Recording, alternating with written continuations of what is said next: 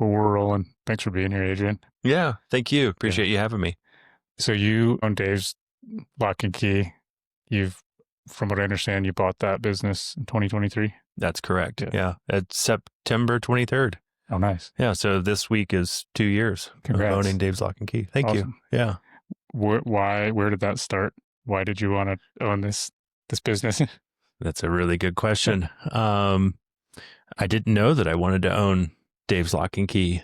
I started out, my locksmithing career started at Montana State University as an institutional locksmith, which I also didn't know that I wanted to do. So I apprenticed at the lock shop there at MSU. Like I said, back starting in 2016, I started working at MSU in 2011. Okay. So it wasn't going to the university wasn't my to become a locksmith. I just kind of fell into it. Yeah.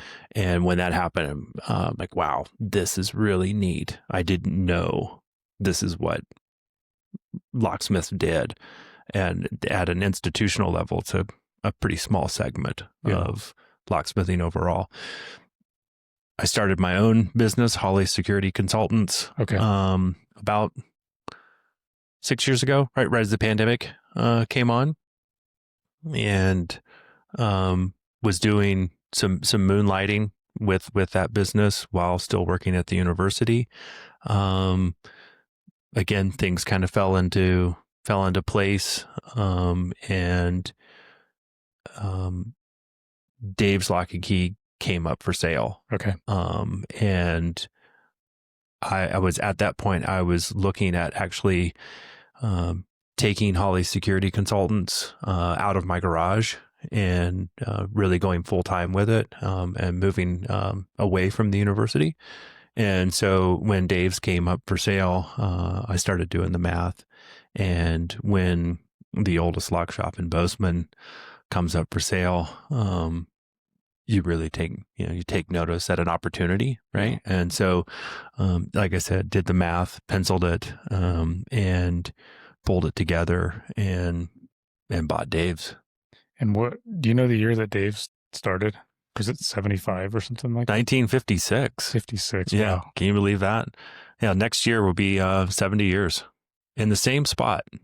Right there on 7th. Right there on 7th. Yeah. Yeah. I think when I read the little bit, it said that was kind of the first business on 7th then. Was that right? It was one of the one of the early businesses. Then the building that we're in, there, I don't believe there's a name for it. Doesn't have that kind of historical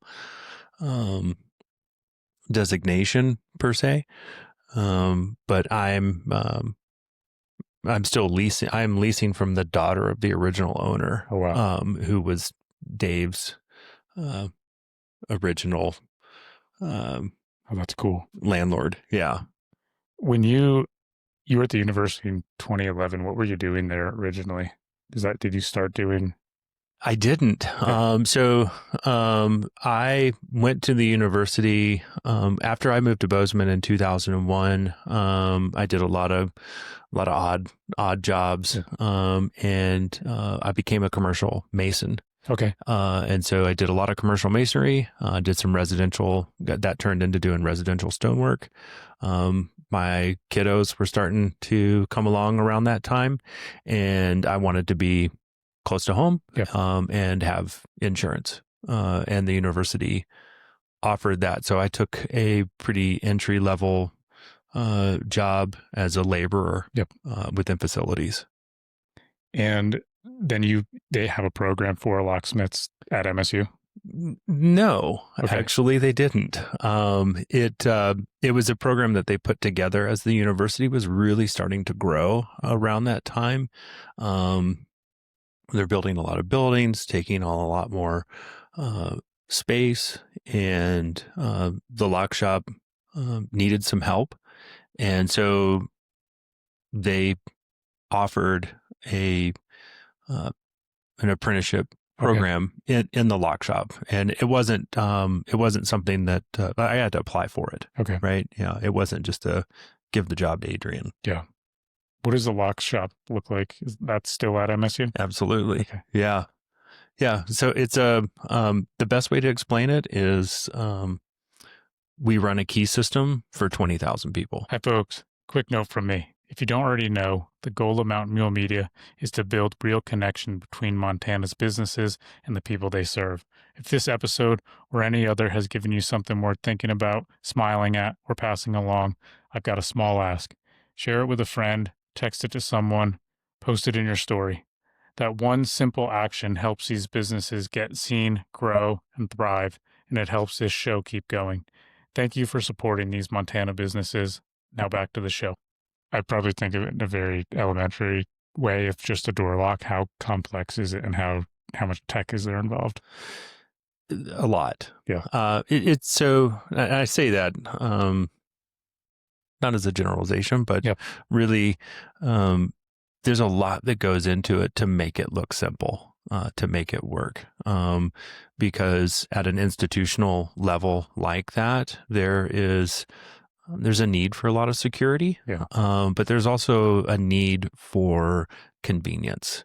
And that's where master key systems come into play. The master key system is essentially designed destruction of security, Okay. which again doesn't make a whole lot of sense to, I think the layman, Yep. in that, well, security is supposed to be secure. But when you have all of these different entities, you have faculty, you have staff, you have first responders, facilities, things happen, right? In a 6-story building, Yeah. a pipe breaks on the 5th floor. There's a few more floors below it. So it's helpful to have the HVAC and the plumber and the electrician and the carpenter show up and have a key that opens that door, but also doesn't open every door. Yeah, that makes sense. Kind of, you want it to be secure, but you also want it to be accessible at the same time. Correct. Yeah. So it's a lot of math, and it's not complicated math, but it is the cuts of a key and how you implement that across a campus of that size is very thought out and takes a lot of high level computing that we don't do. We weren't doing that at the university level. Do you guys do stuff with banks? You think of like a bank vault, and like how broad is Dave's Lock and Key as far as, are you doing a lot of residential stuff, big commercial stuff? I know you guys do automotive because I've used you guys to have keys done for some of my vehicles. Right. Well, thank you. Yeah. Happy to help. It's broad. Yeah. Very similar to, when you asked about what we did at the university. I can break it down into, well, we took care of a key system for 20,000 people. Now we take care of anything that involves a key and a lock for Southwest Montana, which is huge. But that includes banks, includes safes, safe deposit boxes, residential, commercial. And it's not just keys and locks. It's easy to put locksmiths into that silo of, we just do keys. If it touches a door, we have a hand in being able to service, repair, replace that. Some locksmiths hang doors. I personally don't do that. But yeah, it encompasses the whole opening. When people call and they say, my key is sticky or crunchy or any number of adjectives that they would throw in there for what's going on. When we show up, we look at the whole opening, because the problem with your key may be starting from a problem with your hinge or the closer or something like that. And it's away from your point of focus. Yeah, that makes sense. I think of my pickup truck in particular because I can start it with my phone, Right. and I can unlock it with my phone. Right. And I know a lot of homes, modern homes, that people will call them smart homes, how much do you have to have people that are pretty savvy with computers? Do you get into that world a lot? We do. Another great question, right? I mean, locksmithing's been around since the Egyptians. Yep. You know, they made the first actual pen tumbler type key, right? But now locksmithing has advanced to we do a lot of things where you open things with your phone, Yeah. or a voice command, and they're really tied into the smart home. And so for folks coming into the industry, a lot of them have a real advantage because they are tech savvy. Yeah. And some of us who have were born, before a lot of technology was our everyday thing. It can be a bit of a challenge. Yeah. But yeah, having technical savvy is key these days, with so many, especially in automotive. Yeah. Yeah, you got the security element of when it needs to be programmed to that vehicle. And I know that gets complicated sometimes. I think of too, Elliot did a podcast. He owns the Bozeman Classic Pickleball Club. Mm-hmm. He said that he's got a system on his door. I'm not sure if you did anything with it or not, but I'm sure you know of this type of system that it will text the clients a door code, Mm-hmm. and then they'll have the code for 30 minutes before their lane, I think up to 30 minutes after, and then it changes. Sure. So I'd imagine that's a pretty complex computer system within that lock mechanism. Absolutely. And it's a cloud-based thing. Yeah. There's a lot of, access control has been around for a very long time, and wired access, stuff that was local to the lock, to the system in the building. And you would have to manually update that. And now stuff just lives in the cloud, and it'll send you a text, what your code is, or it'll just be on your phone, and you can just present your phone to a reader. And you can be very specific about how long a person has access. It's great for service type folks in commercial buildings. Yeah, that makes sense with so many different people going in and out and moving it around. Yeah, in the past you'd see, and it's still out there. There'd be a lockbox Cool. near the door, and the building owner would, Mr. or Mrs. Repair person, here's the code to the lockbox, which has the key. Yeah. In the locksmithing world, key control is the biggest thing that you can focus on in terms of protecting. Because as soon as that key is out of your hands, who knows? Everything's out of your hands. That's right. Yeah. What's the most interesting thing about the job or the industry that people don't think of, or that you see in this venture, this almost 2-year venture owning the business? But it sounds like you've had a much longer time in it past the 2 years. Yeah, that it's worldwide, right? So there's so many different types of locks and keys around the world. Regionally, just here in the States, there are locks on the East Coast that none of us out here in the West will ever see, or even in the Midwest, right? The local regional distribution of certain types of locks or keys. The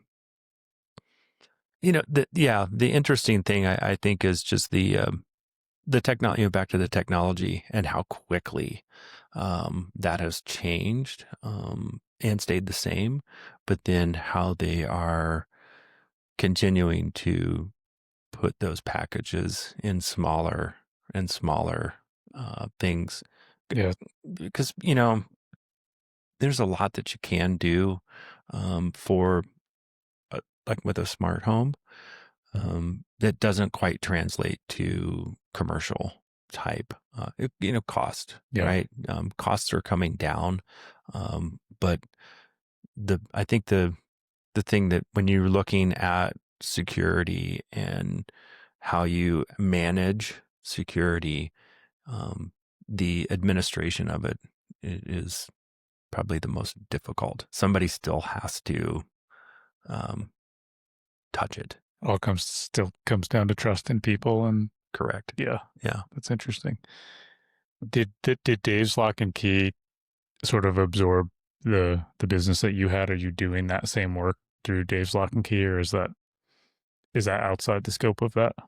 No, it's a part of it, and that was for me, I was running a business out of the back of a Toyota Tacoma, and I wasn't doing any automotive. I didn't know anything about cars, in terms of making keys, and what that took at the university.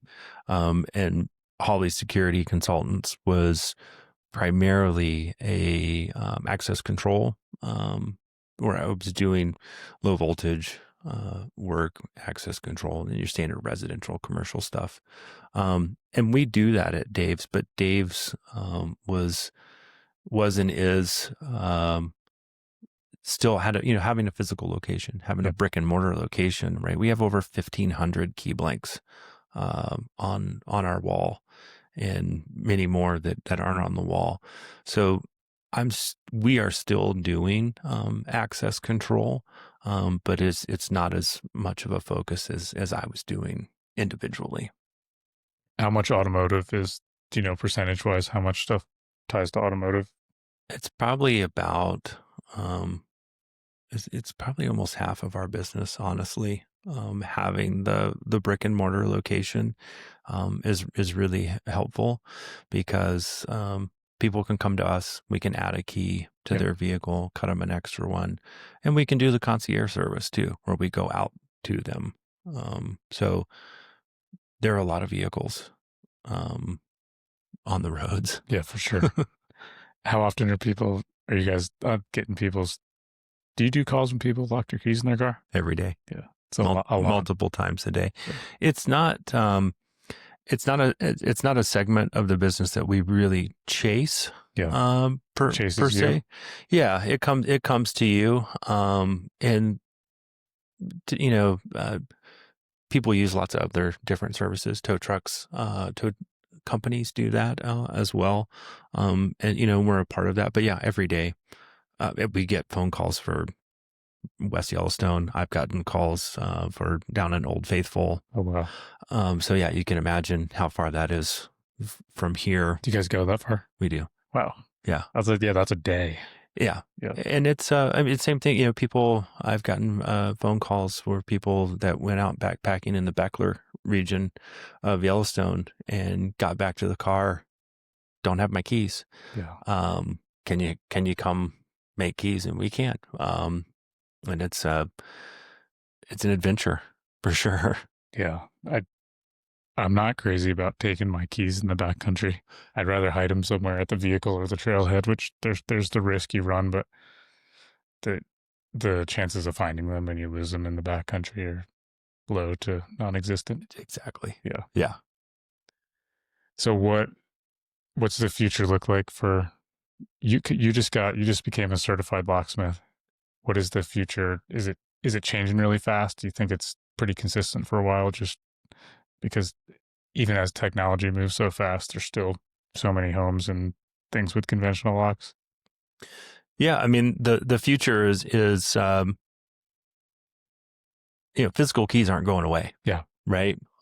They're still being manufactured. People are really tied to them. So that part of the business is always going to be there.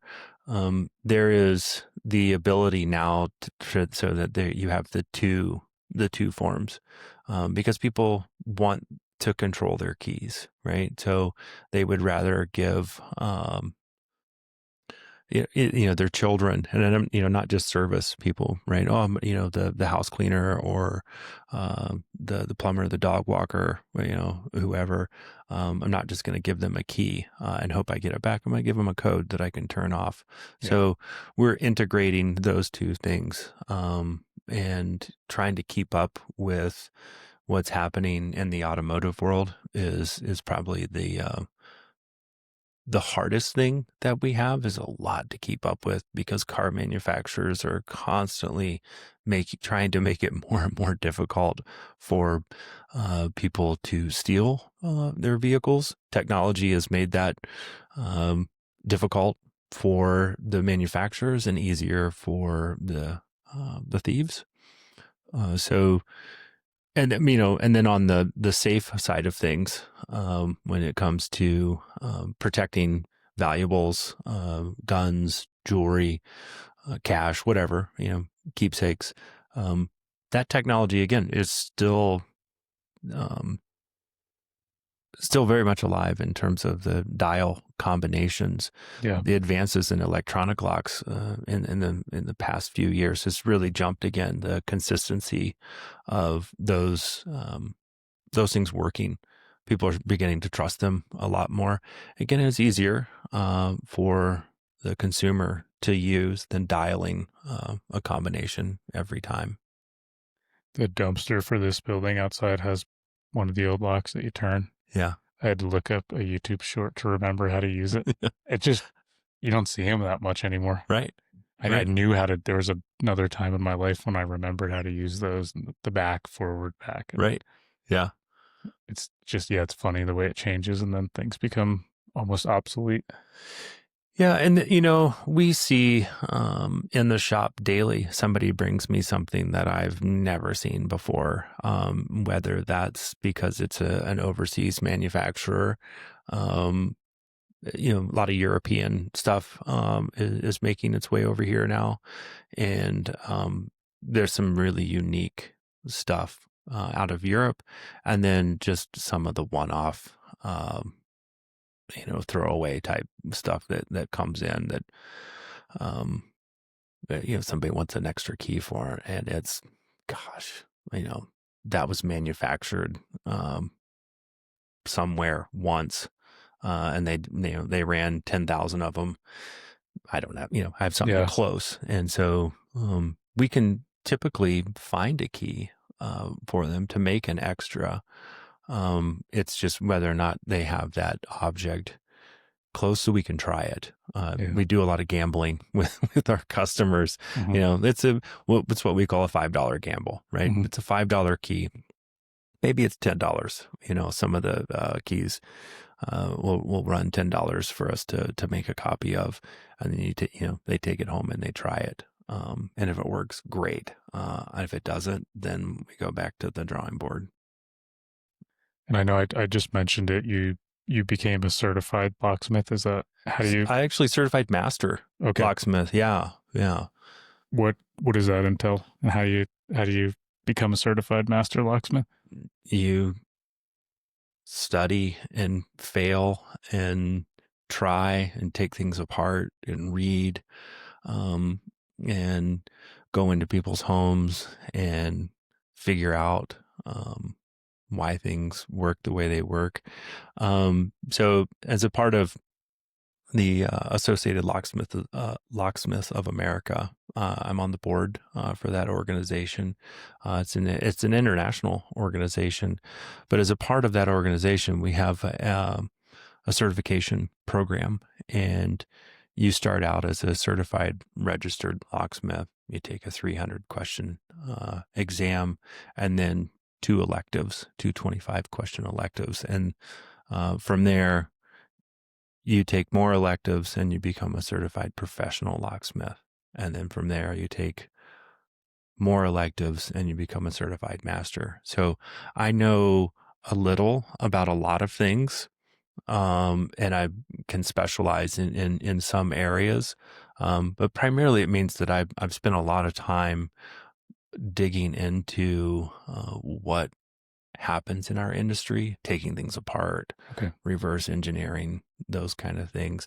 And it's a lifelong, I can put some letters after my name and we can talk about it. And it means, it means something to me, and I think it means something to the customers Yeah. too, right? Because they can ask like, what do those letters mean? But then even within the industry, it's a badge of honor to have achieved that, because it takes a lot of time to get there. Yeah. As the owner of the Dave's Lock and Key, that's very cool. It's such a business that's been here that long, and for you to be the owner and have accomplished that, I think that's very cool. Yeah, thank you. And any customer looking at that probably should feel reassured that it's not just a business you bought because it could be a business that's profitable. It's a business that you bought because you have an expertise in it. Correct. I mean, it's something that I want to take Dave's legacy and continue that. That's wow. Those are some big shoes. A business like Dave's doesn't stay Dave's for almost 70 years on hopes and dreams. It's a lot of work went into it before I got to it. So to be able to continue that, and then to bring more people into the industry that represent Dave's, and teach them and share them. That's a big part, I think, of being a master locksmith, is being able to share that knowledge and help the technicians in the field. I mean, my folks call me, and they'll say, well, here's a picture of this, and it's doing that. What do we do? Well, I've seen one of those. But I also know somebody in this part of the world that I can call and say, what am I looking at? Is this repairable? And that's, again, something that comes with being a part of the association and applying myself and meeting other locksmiths is really, really neat, to have access to such a special knowledge group, right? Your team, when I dealt with them, they were great, and they did keys for a couple of vehicles. They fixed a lock for a front door. They were just, they educated me on some stuff, but they were helpful and they knew what they were doing. And it's always fun when you go into a place where people are experts at what they're doing. That's good to And hear. you're not just hoping and guessing and Yeah. wasting half your time in your day trying to figure it out. Yeah. And not that I doubted that, that my folks wouldn't meet and exceed those expectations, right? I think that's part of the fun of what we do. But I tell people all the time, I solve puzzles without seeing the picture. Right. And a big part of that is being able to assure you as the customer that everything's going to be all right. That we've got you covered, whether it's because you're calling us because you have an emergency, or you're doing some preventative stuff. Being personable with folks and assuring them that we're going to take good care of you is fun. Yeah. Right. But it can also be the challenge. That's a whole nother thing you need a master certification in. That's right. Being personable with people. Yeah. I mean, people trust us, right? Yeah. And I think that's, one of the things about locksmithing is, when you think of a locksmith, I think a lot of people think like, oh, crap, I'm locked out, or I've broken this, or something terrible has gone wrong. I don't know who to call. I've never had to call a locksmith before. What do I do?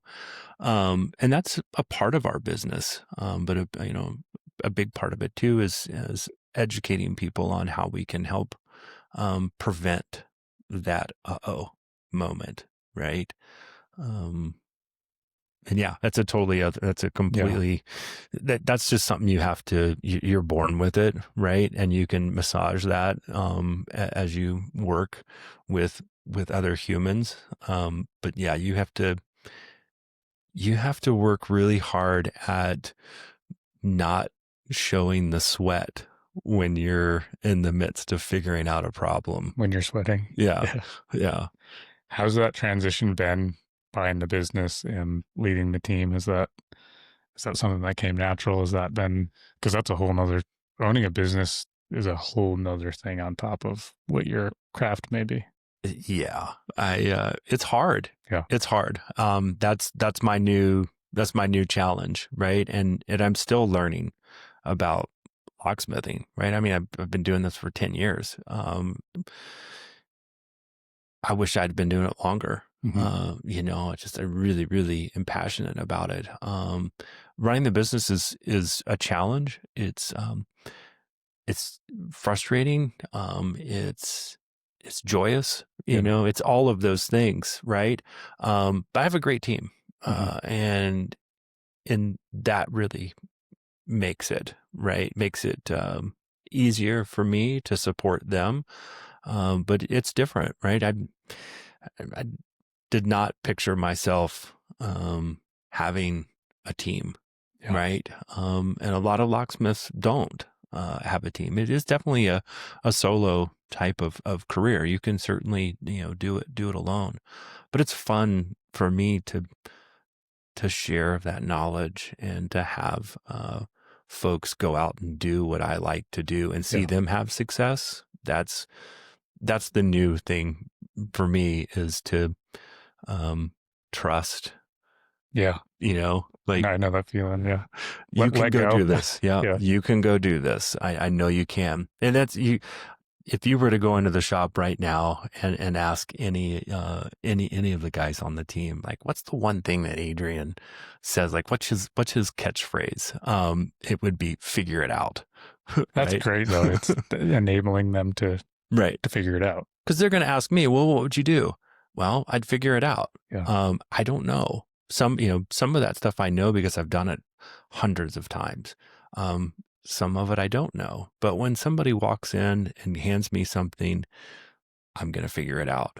And it's really empowering for me, but then for my team too, right? Like, yeah, I want to help you. But if I give you the answer and never let you fail, you're not going to have the confidence that you need to do it out there, right? When you're in West Yellowstone Yeah. in your van, and somebody, um, you go down there for what you thought you were going to do, and turns out it's not. You're going to put the smith back in locksmithing, right? You're going to figure it out, and you're going to, sometimes you're going to manufacture something, right on site. And that is a challenge, but man, when you want to talk about a rush, that's the one you're chasing to, fix that problem for, Yeah. for somebody. I could see that being cool and satisfying to have people come in with different problems, and then you get to use your experience and your creativity to solve this problem. I grew up on a farm, Yeah. so I can very much relate to solving problems with what you have on site. Right. That makes sense. It sounds like you're doing a lot to really build the team and enable them to do things for themselves and set them on a path, whether it's in that industry or not. It's just a great mindset to think that way. It is, it's also, I think it's hard to let people, and this is like with my kids, right? Like, to let them fail, right? Yeah. You want to protect them. You want to give them the easy way, but you also want them to be strong and independent and be a problem solver. And so, as a business owner, it's really difficult to step back and not really let them fail, but to enable them, right? Go out there and try. I would much rather them have the confidence to know that I'm going to support them in their ability at trying than to be afraid of trying to do it and be limited, and say no. Um, the answer that when people come in and ask, or they call in and ask, "Hey, can you guys do this?" The answer is, "Sure, we'll figure it out." Yeah. That seems like a beautiful way to lead your kids as you're raising them and your team as you're building it. Yeah. Well, and I mean, I'm figuring it out, Yeah. right? That's the other thing. I try hard to be a good parent and a good role model. And I try hard at work to be a good role model. People, we joke around at work all the time, do as I say, not as I do, Yeah. those kind of things, all those cliches. But I really try to lead that way. And I'm in the trenches. I'm out there in the van, doing the work too. Because one, I like to do it. But two, I want to be able um, to model that try, Yeah. and if you can try and succeed, wow, that's a lot of fun. Yeah. It's encouraging and Yeah. motivating. Yeah. It can be frustrating too. It's really, one of the probably the more difficult parts of this is being frustrated and there not being an easy answer, right? Well, it should work. Well, yeah, it should, but it's not. So what are we going to do? Sounds like farming again. Yeah. Keeps coming back to it. I have a lot of different business owners and people on here. If you were going to give anyone advice on running a business or buying a business, what would you give them? It just sounds like everything you just said was great advice as far as leadership. Is there anything that you didn't expect or you're like, oh man, I would have done that different? Or Get involved in your community. Yeah. Right. I think that's one of the joys that I have of being able to continue Dave's legacy, Yep. And what we have here in Bozeman, is getting involved, right? And I'm mentoring some other new business owners in the industry around the country, and we get together and chat. And the piece of advice I have is, get involved in the community, join the chamber, right? Yep.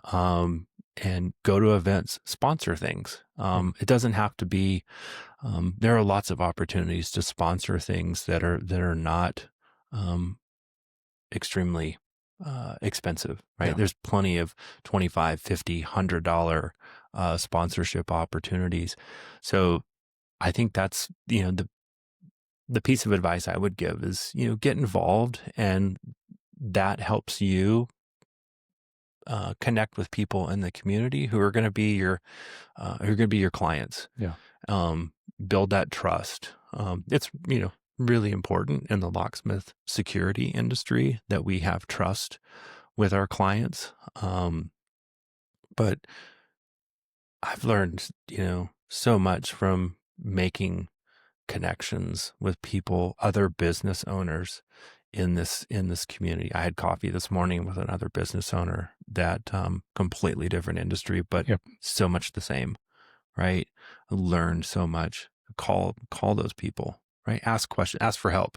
Yeah. And I've found in my experience that a lot of people are willing and happy to help. You have to be vulnerable enough to ask for the help. And True. I think, like you said, just be involved and let them know that you exist and you aren't just there for their business. You're there to be a part of the community.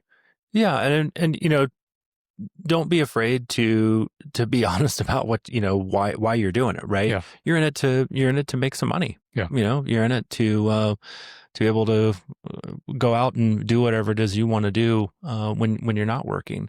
But making those connections in the community, again, because Dave's has been Dave's for so long, it's pretty easy for me to say, well, we're really rooted here, right? But it's just important anyways. Those relationships, even when we're digging people out of really crappy situations, right? They're at a really low point of the day. Yeah. Being able to tell them, hey, I know we're meeting under these circumstances, but I don't want to meet you again in this circumstance, but I can help that. Right. Yeah. And, it's okay. Right. Things happen. I've lost my keys. I've locked myself out of stuff. Yeah. I have too many times as well. Yeah. So if anyone wants to find you, support your business, is it daveslockandkey.com? daveslockandkey.com, or 406-586-5187 is the shop number. Yeah. Website's a good place to go though. Any tips for any hot tips for anyone with locks? Be careful what you spray into them. I learned that at your shop. Yeah. Because I had one that was sticking for a while, and I'm spraying WD-40 in it, and I was then told by one of your staff that that's not the best idea. Yeah, if you really want to, you want to get some locksmiths fired up, you should start what lubricant is the best for locks? Because I mean, again, WD-40 is a great product. It's just not great as a long-term lubricant because when it dries tacky, sticky, right?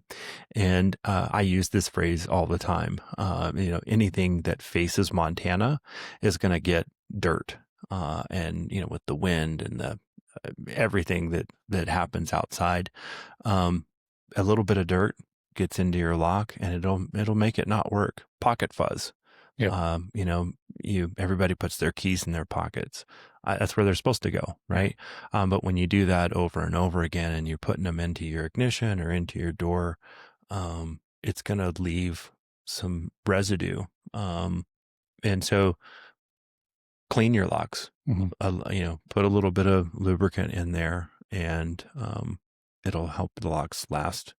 And there is specific lubricant made for? Yeah, we use a product called Houdini. Okay. That's a real good one. Triflow is another good one. Anything that's going to dry as an actual lubricant, is acceptable. Yeah. Cool. That's my 2 cents, right? Okay. Like if you want to get some locksmiths in a room and really get them fired up, you start debating. Yeah, start debating if WD-40 is actually okay, because there are some folks that'll say absolutely that guy's crazy. Adrian doesn't know what he's talking about. Yeah, fair enough. Well, I appreciate your time, man. Yes, sir. Thanks for doing what you do, and it sounds I really respect the way you're leading your team and your family, and it's cool you're part of the community. Yeah, so, thank you. Yeah. I really appreciate the time and the opportunity to be here and visit. Yeah, hopefully some people hear this and come see you guys under good circumstances. Yeah, for sure. But anyway, thanks again, man. Appreciate it. Yes, sir. Thank you.